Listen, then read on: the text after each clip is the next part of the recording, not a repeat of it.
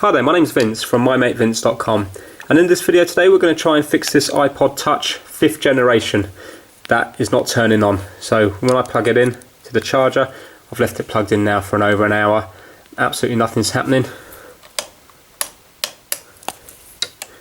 When I try to turn it on, it's completely dead. So first things first, I'm going to try and reboot it. Now to reboot it you need to hold down this home button here and also the power on and off button at the same time.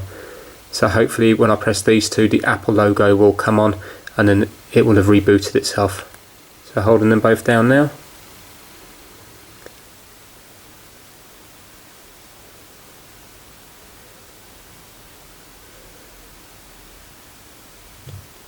Right, so that hasn't worked. Let me just, oh, it has worked. There we go. Okay, so that was a nice easy fix. All you have to do is to reboot it, the power on and off button and the home button there, and then it should be back to normal. I don't know why it does this every now and then. It hasn't happened before, but I think it's quite a common fault to have to reboot it every now and then. Okay, thanks a lot for watching.